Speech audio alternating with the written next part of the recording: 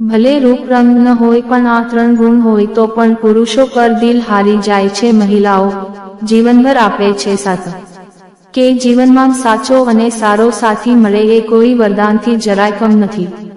જીવનનો રસ્તો કેટલોય કાંટાળો કેમ ન હોય, પરંતુ જો સાચો અને ડગલે પગલે સાથ આપના જીવનમાં મહિલાઓ પોતાના જીવનસાથી વિશે કેવા સપના સજાવી રાખે છે તેનો ઉલ્લેખ આચાર્ય ચાણક્યએ પોતાની નીતિઓમાં કરેલો છે. આચાર્ય ચાણક્ય કહે છે કે કોઈ પણ વ્યક્તિનું વ્યક્તિત્વ તમે તેની હરકતો અને ચાલ ઢાલથી જાણી શકો છો. દરેક છોકરીનું એક સપનું હોય છે કે તેનો જીવનસાથી માત્ર સુંદર જ નહીં પણ સારા આચરણવાળો હોય જે તેને સાચો પ્રેમ કરે. ચાણક્ય નીતિમાં એવી વાતોનો ઉલ્લેખ કરાયો છે જેને જોઈને એક મહિલા પુરુષ તરફ આકર્ષિત થાય છે. પુરુષોની એવી આદતો કે જે મહિલાઓ ભીડમાં કે પછી એકાંતમાં ખાસ નોટિસ કરતી હોય છે. તેમની આ આદતો મહિલાઓમાં દીવાનગી પેદા કરવા માટે પૂરતી હોય છે. એક શ્રેષ્ઠ પુરુષ કે પછી સારા પાર્ટનરમાં છોકરીઓ, મહિલાઓ શું નોટિસ કરે છે તેના વિશે આચાર્ય ચાણક્યએ શું જણાવ્યું છે તે ખાસ જાણવા જેવું છે.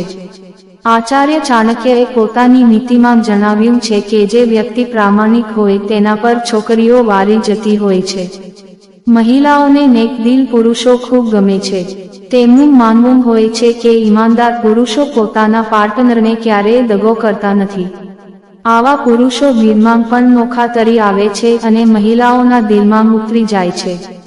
બીજા પ્રત્યે વ્યવહાર. ઘણીવાર જોયું હશે કે કેટલાક પુરુષો પોતાનાથી નબળી સ્થિતિવાળા માણસો સાથે ગેરવર્તણૂક કરતા હોય છે, જ્યારે કેટલાક પુરુષો એવા હોય છે જે હંમેશા બીજાની મદદ કરવા માટે તત્પર રહે છે અને પોતાની મધુર વાણીથી બીજાના મન જીતી લે છે.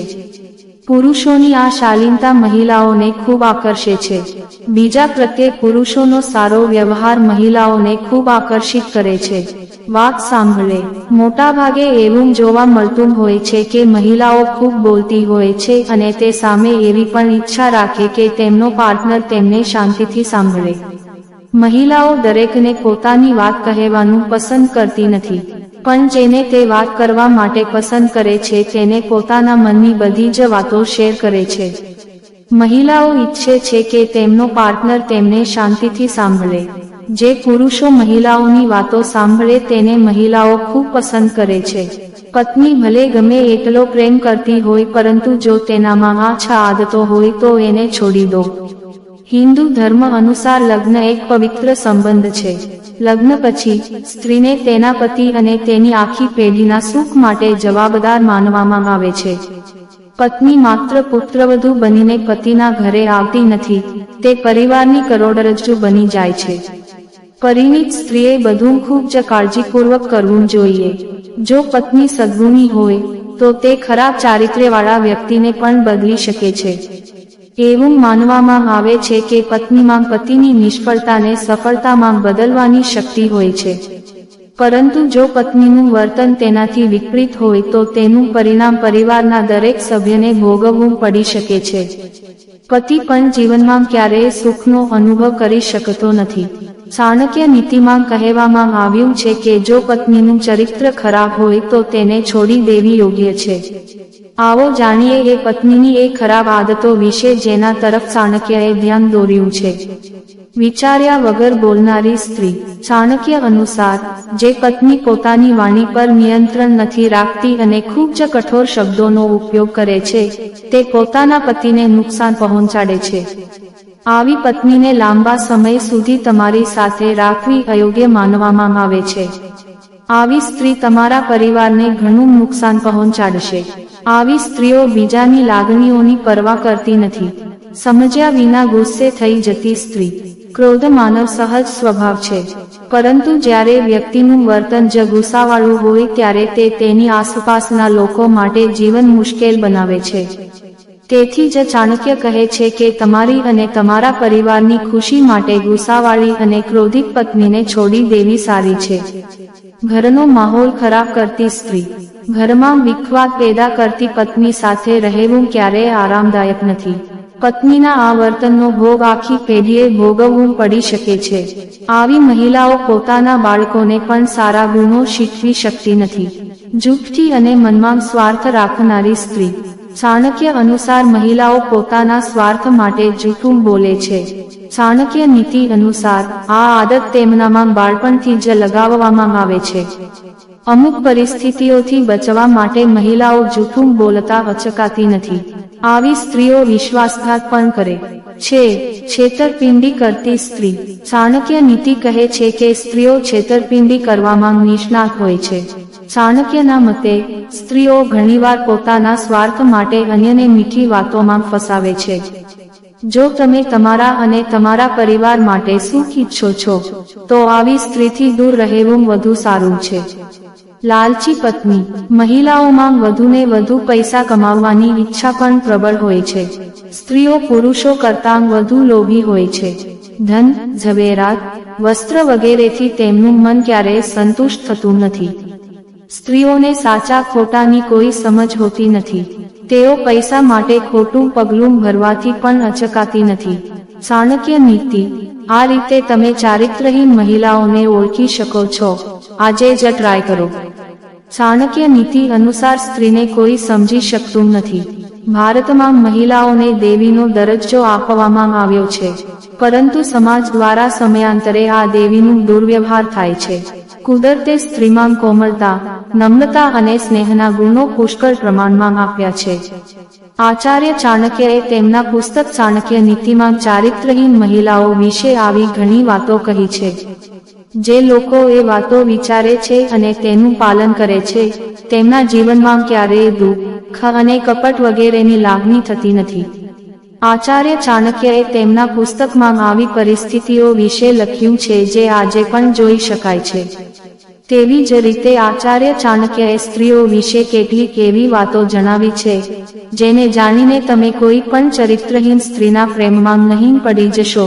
તો ચાલો જાણીએ આચાર્ય ચાણક્યના જણાવ્યા અનુસાર ચારિત્રહીન સ્ત્રીઓ વિશે આ બધા ગુણ દરેક સ્ત્રીમાં જોવા મળે છે। પણ કહેવાય છે કે હાથની પાંચે આંગળીઓ સરખી નથી હોતી, એ જ રીતે દરેક સ્ત્રી મમતાની મૂર્તિ હોવી જોઈએ એ જરૂરી પણ નથી। આપણો સમાજ સ્ત્રીને પરિવારનું સન્માન માને છે। આ જવાબદારી પણ સ્ત્રીને આપવામાં આવે છે કે પરિવારના સન્માનને ઠેસ ન પહોંચે। મહિલાઓ પોતાના પરિવારની ઇજ્જત બચાવવા માટે કામ કરે છે, પોતાના નૈતિક અને સામાજિક આચરણને પવિત્ર રાખે છે। ચાણક્યએ કહ્યું છે કે સ્ત્રી જાતિ ખૂબ જ આદરણીય જાતિ છે। આચાર્ય ચાણક્યએ તેમના પુસ્તકમાં સ્ત્રીને દેવીનો દરજ્જો આપ્યો છે, પરંતુ કેટલીક મહિલાઓ એવી હોય છે જે પોતાના ખરાબ ચરિત્ર અને ચારિત્ર્યહીન હોવાના કારણે તેમની સાથે જોડાયેલા લોકોના જીવન પર ખોટી છાપ ઊભી કરે છે। આવી સ્ત્રીઓ જાણતી નથી કે માત્ર એક જ પુરુષને કેવી રીતે પ્રેમ કરવો।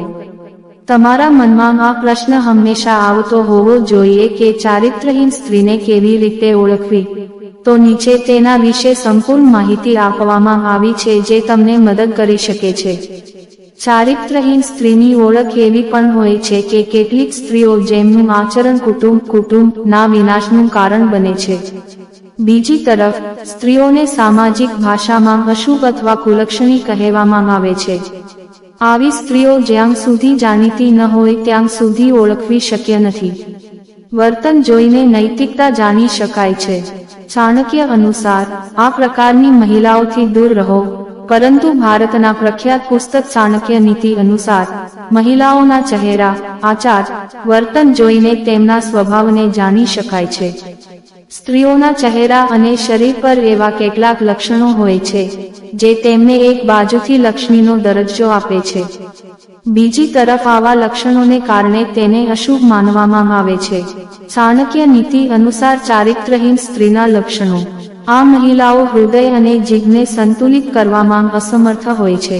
તેમના મનમાં કંઈક બીજું અને તેમની જીભમાં કંઈક બીજું ચાલી રહ્યું છે। ચારિત્ર્યહીન મહિલાઓને એકથી વધુ પુરુષો સાથે સેક્સ કરવામાં શરમ આવતી નથી। આવી સ્ત્રીઓને ઘણા પુરુષ મિત્રો હોય છે અને તે દરેકને તેના પ્રેમની જાળમાં પાપી રીતે ફસાવે છે। આ મહિલાઓના દિલમાં કોઈ અન્ય વ્યક્તિ છે અને તેઓ કોઈ અન્ય પુરુષ સાથે સંબંધ બનાવી રહી છે। આવી સ્ત્રીઓ કોઈ બીજા પ્રત્યે પ્રેમ અને બીજા પુરુષ પ્રત્યે પ્રેમ વ્યક્ત કરે છે। આવી મહિલાઓ ઘણીવાર લોકોને આકર્ષિત કરતી જોવા મળે છે. આવી મહિલાઓ પૂરો પ્રયાસ કરે છે કે લોકો તેને જુએ. આ માટે તે કોઈ પણ હદ સુધી જઈ શકે છે. ચારિત્ર્યહીન સ્ત્રીઓ કોઈ એક પુરુષની નથી હોતી. તેમના પ્રેમી, તેમના જીવનસાથી તેમની જરૂરિયાતો અનુસાર બદલાતા રહે છે. ચાણક્ય નીતિ અનુસાર ચારિત્ર્યહીન સ્ત્રીની ઓળખ. ચાણક્ય નીતિ અનુસાર ચારિત્ર્યહીન સ્ત્રીની ઓળખના ચિહ્નો. ચાણક્ય નીતિ અનુસાર જે સ્ત્રીની ગુલાબી આંગળી પૃથ્વીને સ્પર્શતી નથી અને અનામિકાવાળી આંગળી અંગૂઠા કરતાં ઘણી લાંબી હોય છે, આવી સ્ત્રીઓ સંજોગો અને સંજોગો અનુસાર તમારા પાત્રમાં ફેરફાર કરે છે. આવી સ્ત્રીઓ સૌભાગ્યમાં ખૂબ ક્રોધિત હોય છે. તેમને નિયંત્રિત કરવું ખૂબ મુશ્કેલ છે. તેના પાત્ર પર ક્યારેય વિશ્વાસ કરી શકાય નહીં. જે સ્ત્રીનો પાછળનો પગ ખૂબ જાડો હોય છે, આવી સ્ત્રીઓ ઘર માટે અશુભ માનવામાં આવે છે. તેનાથી વિપરીત, જો પગનો પાછળનો ભાગ ખૂબ જ પાતળો અથવા સૂકો હોય, તો આવી સ્ત્રીઓને તેમના જીવનમાં વિવિધ પ્રકારની પીડાઓનો સામનો કરવો પડે છે. જો સ્ત્રીનું પેટ ઘડિયાળ જેવું હોય તો તે સ્ત્રી જીવનભર ગરીબી અને ગરીબીમાંથી પસાર થાય છે. મહિલાઓનું પેટ લાંબુ કે ગાદીવાળું હોય છે, આ બધું ખરાબ નસીબની નિશાની છે. આગળનો ભાગ અથવા કપાળ લાંબુ હોય છે, આવી સ્ત્રીઓ તેમના ભાઈ ભાભી માટે અશુભ હોય છે. જે મહિલાઓનું પેટ લાંબુ હોય છે, તે તેમના સાસરિયાઓ માટે અશુભ માનવામાં આવે છે અને જેમના પતિ માટે કમરનો વિસ્તાર ભારે હોય છે, તે પતિ માટે અશુભ માનવામાં આવે છે. જે મહિલાઓના હોઠના ઉપરના ભાગમાં વધુ વાળ હોય છે, તેમની ઊંચાઈ ખૂબ જ ઊંચી હોય છે, આવી મહિલાઓ તેમના પતિ માટે અશુભ માનવામાં આવે છે. જે મહિલાઓના કાનમાં ઘણા બધા વાળ હોય છે, તેમની સાઈઝ સરખી નથી હોતી, આવી મહિલાઓ ઘરમાં દુઃખનું કારણ બને છે. જાડા લાંબા અને પહોળા દાંત જે બહાર નીકળવા લાગે છે, આવી સ્ત્રીના જીવનમાં હંમેશા દુઃખના વાદળો છવાયેલા રહે છે. જે મહિલાઓના પેઢા કાળા હોય છે, તે પણ દુર્ભાગ્યની નિશાની છે. ડિસ્ક્લેમર: અહીં અપાયેલી માહિતી સામાન્ય માન્યતાઓ અને જાણકારીઓ પર આધારિત છે. રાની ગામી સ્ટોરીઝ તેની પુષ્ટિ કરતું નથી.